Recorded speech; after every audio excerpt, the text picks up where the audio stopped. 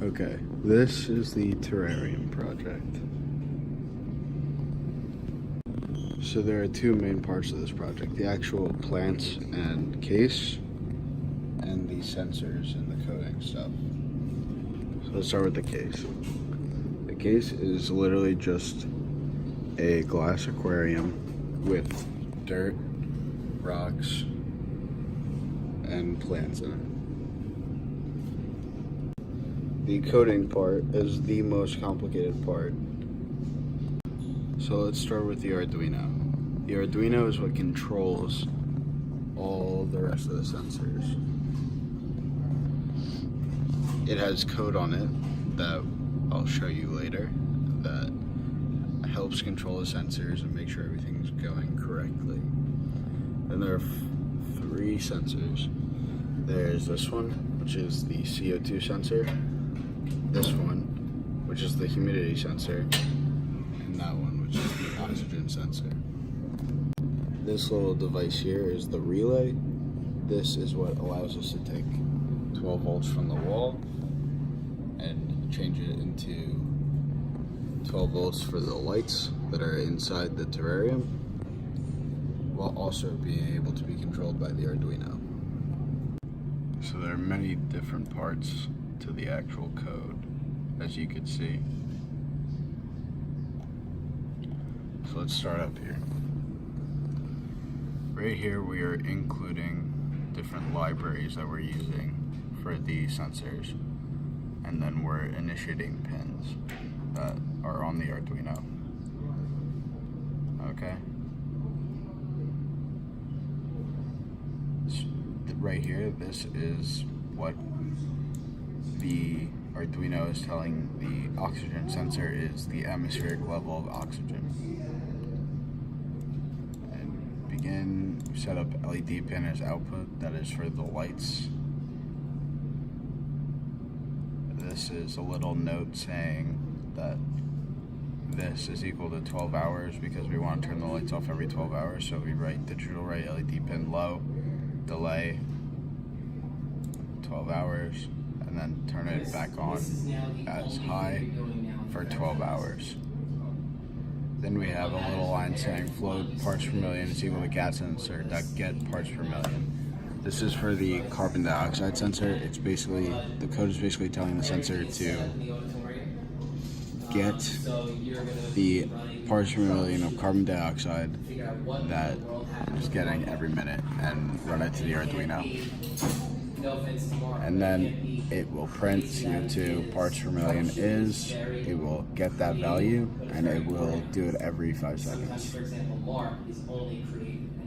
Right here, we're getting the concentration of oxygen, so we're reading VO out, concentration of O2, we're printing that, and then we're getting the reconcentration, so it's also getting the value, and then it's doing that every 5 seconds.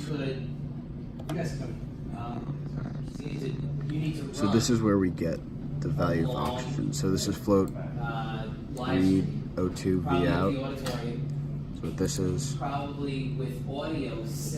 And this is basically calculating the level of oxygen. So it's V refer divided by 1023. And that's how it's calculating it. And also down here it's saying 0.21 divided by 0.2 because there's 21% oxygen in the atmosphere, and then concentration times 100%, so it's making it a percentage, and then it returns percentage. So that's how it's getting that value.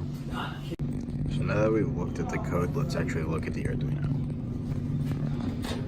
So as we can see, we have all of the red blacks going in. Those are the power and ground wires. And we have the digital pins in pin 13 and pin 2. And we have a bunch of analog pins in A1, A0, and A2. So the analog pins read analog values, which are constantly changing values, whereas digital is different. And then the power and the ground are just power and ground. The Arduino is hooked up to the wall because it already has the code on it, so it can function properly. It just needs to be powered. And the rest of the pins are connected to the breadboard. There's nothing special on the breadboard, just helping connections be made. Something that should be noted about the carbon dioxide sensor is that we only use 3 out of the 4 pins, if you can see it right there. This third pin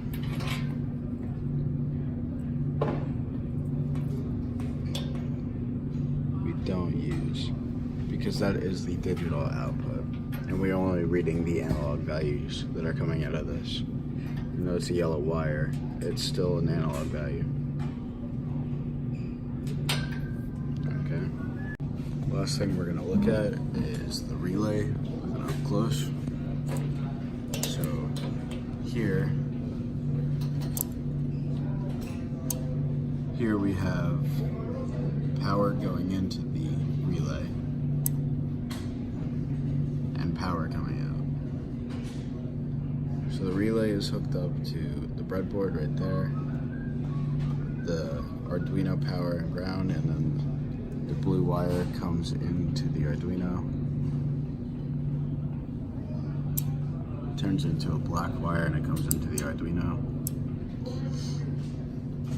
So the relay is hooked up to a wall